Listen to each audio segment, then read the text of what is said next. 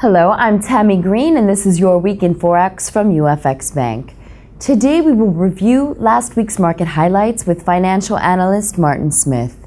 Risk aversion is being seen in the markets again this week as fears over Greece's debt default have pushed more and more investors to safer currencies.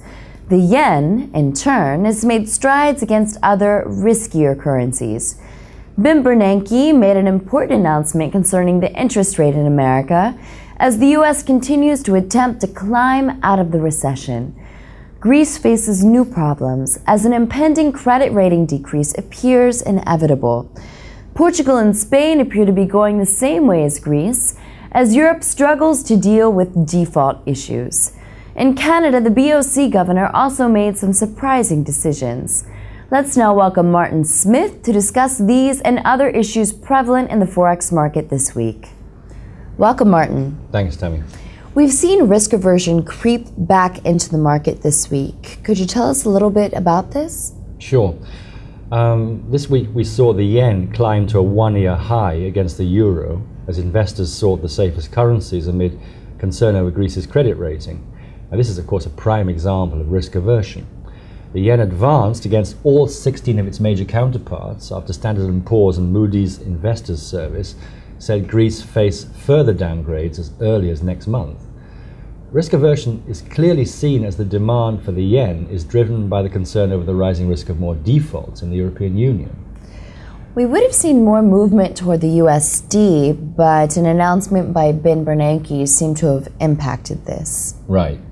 Federal Reserve Chairman Ben Bernanke said the US economy's recovery is still in an emerging state, and it still requires low interest rates to encourage demand by consumers and businesses once the federal stimulus expires. Bernanke kept the interest rates low for an extended time.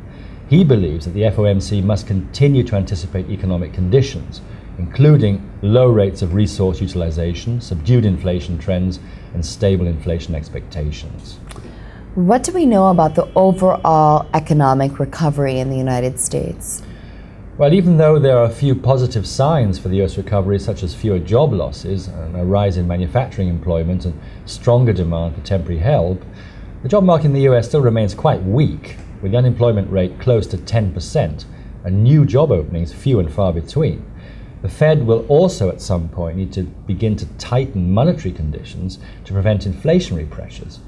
However, the US economy grew at the annual pace of 5.7% in the last quarter of 2009. Now, that's the fastest in 6 years. Many officials are forecasting a sustainable recovery over the coming year. You mentioned before a little bit about Greece's debt problems, which has been an ongoing theme. What is the probability of a Greek credit rating cut? Well, concerns rising about the risks of a Greek default. And this was reflected in the price of the country's credit default swaps, which rose by about 1/10 of a percentage point last Thursday morning.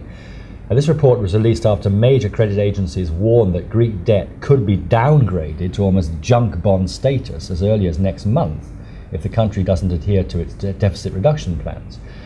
Unfortunately for Greece, there appears to be little, if no indication that other EU countries are prepared to aid Greece at this stage in the game. So the question remains as to whether Greece can truly service its tremendous debt issues. Are any other European Union countries also at risk for debt default? Yes. There's much discussion currently about the state of Spain, Portugal, and even Ireland. Time will tell, but I believe we'll see these countries in the news as time goes on. What is going on with Canada? Many believe there would be an increase in the interest rate. What happened? Well, Mark Carney, the Bank of Canada governor, put some of these expectations to bed since it became clear that he will be less aggressive in raising borrowing costs than was originally surmised. Now, these declining expectations for interest rates increases may suggest that Canada's short-term bonds could close the gap in yields with their counterparts in the US. Could you share with us some technicals that we should keep our eyes on this coming week? Sure. The US dollar might trade in the upcoming few weeks in a somewhat wide correction within a specific range before renewing the bullish momentum in the long term. The euro dollar, for example, has a bottom in the short term close to 134 and a top near 137. We may see a movement within this range before it breaks the bottom to the downside. The main target for the euro-dollar that was discussed with John Gibbons in the beginning of the month, which is 130, has gotten closer to this target. And the euro-dollar is still trading in a falling channel formation, which is considered as a very bearish formation. Basically, the euro-dollar should stay below 138.50 in order to keep this momentum. Is the correlation between the Aussie and gold still strong? Yeah, the Australian dollar is a commodity-linked currency. Now this means that the correlation will always be strong, especially when the correlation between the Aussie and the stock market's about 0.94%, which is very strong. The commodities are based on demand and inflation expectations. The high interest rate in Australia is supporting this correlation, and if we inspect the Aussie and gold charts separately, we'll see that since the last top, both have failed to record a higher price. The trend has become bearish. The weakness is shown by the diversion that shows lower highs and lower lows, and a breaking of a major upside trend line. Thank you, Martin, for joining us this week.